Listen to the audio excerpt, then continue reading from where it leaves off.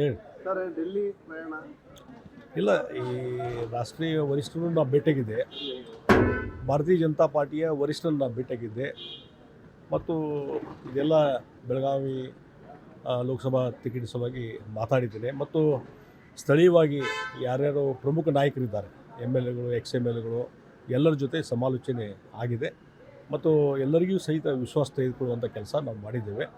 ಆ ಹಿನ್ನೆಲೆಯಲ್ಲಿ ಇವತ್ತು ಅಂತಿಮವಾಗಿ ಎಲ್ಲವನ್ನು ಚರ್ಚೆ ಮಾಡಿಕೊಂಡು ಬಹುಶಃ ಇವತ್ತು ನಾಳೆ ನಾಡ್ದೊಳಗೆ ಇವತ್ತಾದರೂ ನಾಳೆ ಮತ್ತೊಮ್ಮೆ ಚುನಾವಣಾ ಏನೊಂದು ಕಮಿಟಿ ಇದೆ ಪ್ರಧಾನಮಂತ್ರಿಗಳ ಅಧ್ಯಕ್ಷತೆಯಲ್ಲಿ ಅವರು ಸಭೆಯನ್ನು ಕರೆದು ಅಂತಿಮವಾಗಿ ತೀರ್ಮಾನ ತೆಗೆದುಕೊಳ್ತಾರೆ. ಹೀಗಾಗಿ ಒಂದು ಸರಿಯಾದಂಥ ಒಂದು ಯೋಗ್ಯವಾದಂಥ ನಿರ್ಧಾರ ಆಗೇ ಆಗ್ತದೆ, ಪಾಸಿಟಿವ್ ಆದಂಥ ನಿರ್ಧಾರ ಆಗ್ತದೆ. ಹೀಗಾಗಿ ನನಗೆ ಅವ್ರ ಜೊತೆ ಮಾತಾಡಿದಾಗ ನನಗೆ ಎಲ್ಲ ರೀತಿಯ ಸಮಾಧಾನ ಆಗಿದೆ. ಯಾವಾಗ ಘೋಷಣೆ ಆಗುತ್ತೆ ಸರ್ ಟಿಕೆಟ್? ಬಹುಶಃ ನಾಳೆ ಅಥವಾ ನಾಡ್ದಾಗ್ಬೋದು. ಟಿಕೆಟ್ ತಪ್ಪಿಸ್ಲಿಕ್ಕೆ ಬಹಳಷ್ಟು ಜನ ರಣತಂತ್ರ ಒಳತಂತ್ರ ಏನು ಸರ್ ಗೊತ್ತಾಗ್ತದೆ ಏನಾಗ್ತದೆ ಅಂತ? ಇಲ್ಲ, ಅದ್ರ ಬಗ್ಗೆ ನಾನು ಇನ್ನೂ ಈ ಕಮೆಂಟ್ ಮಾಡೋಕ್ಕೆ ಹೋಗೋದಿಲ್ಲ. ಅಂತಿಮವಾಗಿ ಪಕ್ಷದ ತೀರ್ಮಾನ ಆದಮೇಲೆ ಎಲ್ಲರಿಗೂ ಗೊತ್ತಾಗ್ತದೆ ಮತ್ತು ಬೆಳಗಾವಿಯಲ್ಲಿರ್ತಕ್ಕಂಥ ಎಲ್ಲ ನಾಯಕರನ್ನು ವಿಶ್ವಾಸ ತೆಗೆದುಕೊಂಡು ಕೆಲಸ ಮಾಡ್ತಾಯಿದ್ದೇನೆ. ಎಲ್ಲರ ಒಂದು ಸಹಕಾರ ಒಗ್ಗಟ್ಟಿದ್ದಾಗ ಚುನಾವಣೆ ನಾವು ಎದುರಿಸಲಿಕ್ಕೆ ಸಾಧ್ಯತೆ. ಸಿಟ್ಟ ಮೇಲೆ ಸಿಟ್ಟ ಅಥವಾ ಮಾತಾಡಿ, ಎಲ್ಲರಿಗೂ ಮಾತಾಡಿ.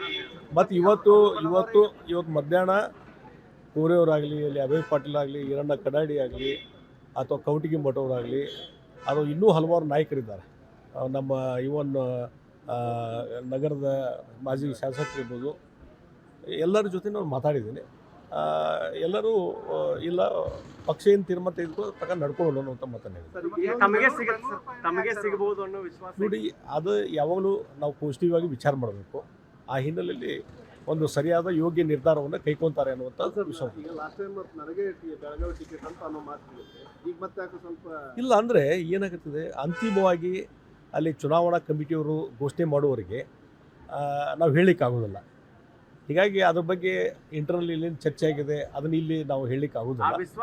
ಆ ವಿಶ್ವಾಸ ಇದೆ ಡೆಫಿನೆಟ್ಲಿ. ಸರ್, ಇನ್ನೊಂದು ಏನಂದ್ರೆ, ಈಗ ಹಾವೇರಿ ಶೆಟ್ಟರ್ ಅಥವಾ ಈಗೇನು ಈಶ್ವರಪ್ಪ ಅವರ ಪುತ್ರನಿಗೆ ಒಂದು ಸಾಧ್ಯತೆಗಳಿದಾವೆ ಅನ್ನೋ ಒಂದು ಮಾತು ಬದಲಾವಣೆ ಮಾಡ್ತಾರೆ. ಇಲ್ಲ, ನನಗೆ ಅದ್ರ ಬಗ್ಗೆ ಮಾಹಿತಿ ಇಲ್ಲ. ನನಗೆ ಅದ್ರ ಬಗ್ಗೆ ಯಾವುದೇ ಮಾಹಿತಿ ಇಲ್ಲ. ಎಸ್, ಯಾವ ಸರ್ ವಿರೋಧಿ ಬಣ ಯಾವ ಸರ್ ನಿಮ್ಮ ಇಷ್ಟೊಂದು ನಿಮ್ಗೆ ಆಗಲಿ ಹೇಳಿ ಸರ್ ಡೆಲ್ಲಿ ಪ್ರಯಾಣ? ಇಲ್ಲ, ಈ ರಾಷ್ಟ್ರೀಯ ವರಿಷ್ಠರನ್ನು ನಾವು ಭೇಟಿಯಾಗಿದ್ದೆ.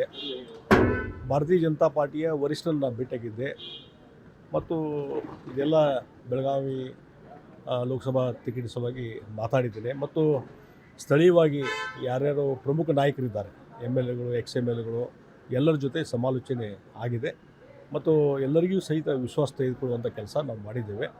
ಆ ಹಿನ್ನೆಲೆಯಲ್ಲಿ ಇವತ್ತು ಅಂತಿಮವಾಗಿ ಎಲ್ಲವನ್ನು ಚರ್ಚೆ ಮಾಡಿಕೊಂಡು ಬಹುಶಃ ಇವತ್ತು ನಾಳೆ ನಾಡ್ದೊಳಗೆ ಇವತ್ತಾದರೂ ನಾಳೆ ಮತ್ತೊಮ್ಮೆ ಚುನಾವಣಾ ಏನೊಂದು ಕಮಿಟಿ ಇದೆ ಪ್ರಧಾನಮಂತ್ರಿಗಳ ಅಧ್ಯಕ್ಷತೆಯಲ್ಲಿ ಅವರು ಸಭೆಯನ್ನು ಕರೆದು ಅಂತಿಮವಾಗಿ ತೀರ್ಮಾನ ತೆಗೆದುಕೊಳ್ತಾರೆ.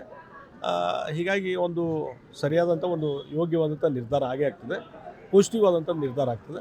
ಹೀಗಾಗಿ ನನಗೆ ಅವ್ರ ಜೊತೆ ಮಾತಾಡಿದಾಗ ನನಗೆ ಎಲ್ಲ ರೀತಿಯ ಸಮಾಧಾನ ಆಗಿದೆ. ಯಾವಾಗ ಘೋಷಣೆ ಆಗುತ್ತೆ ಸರ್ ಟಿಕೆಟ್? ಬಹುಶಃ ನಾಳೆ ಅಥವಾ ನಾಡ್ದಾಗ್ಬೋದು. ಟಿಕೆಟ್ ತಪ್ಪಿಸ್ಲಿಕ್ಕೆ ಬಹಳಷ್ಟು ಜನ ರಣತಂತ್ರ ಒಳತಂತ್ರ ಏನು ಸರ್ ಗೊತ್ತಾಗ್ತದೆ ಏನಾಗ್ತದೆ ಅಂತ? ಇಲ್ಲ, ಅದ್ರ ಬಗ್ಗೆ ನಾನು ಇನ್ನೂ ಈ ಕಮೆಂಟ್ ಮಾಡೋಕ್ಕೆ ಹೋಗೋದಿಲ್ಲ. ಅಂತಿಮವಾಗಿ ಪಕ್ಷದ ತೀರ್ಮಾನ ಆದಮೇಲೆ ಎಲ್ಲರಿಗೂ ಗೊತ್ತಾಗ್ತದೆ ಮತ್ತು ಬೆಳಗಾವಿಯಲ್ಲಿರ್ತಕ್ಕಂಥ ಎಲ್ಲ ನಾಯಕರನ್ನು ವಿಶ್ವಾಸ ತೆಗೆದುಕೊಂಡು ಕೆಲಸ ಮಾಡ್ತಾಯಿದ್ದೇನೆ. ಎಲ್ಲರ ಒಂದು ಸಹಕಾರ ಒಗ್ಗಟ್ಟಿದ್ದಾಗ ಚುನಾವಣೆ ನಾವು ಎದುರಿಸಲಿಕ್ಕೆ ಸಾಧ್ಯತೆ. ಸಿಟ್ಟ ಮೇಲೆ ಸಿಟ್ಟ ಅಥವಾ ಮಾತಾಡಿ, ಎಲ್ಲರಿಗೂ ಮಾತಾಡಿ. ಮತ್ತು ಇವತ್ತು ಮಧ್ಯಾಹ್ನ ಕೋರೆಯವರಾಗಲಿ, ಅಲ್ಲಿ ಅಭಯ್ ಪಾಟೀಲ್ ಆಗಲಿ, ಈರಣ್ಣ ಕಡಾಡಿ ಆಗಲಿ ಅಥವಾ ಕವಟಗಿ ಮಠವರಾಗಲಿ, ಅದು ಇನ್ನೂ ಹಲವಾರು ನಾಯಕರಿದ್ದಾರೆ.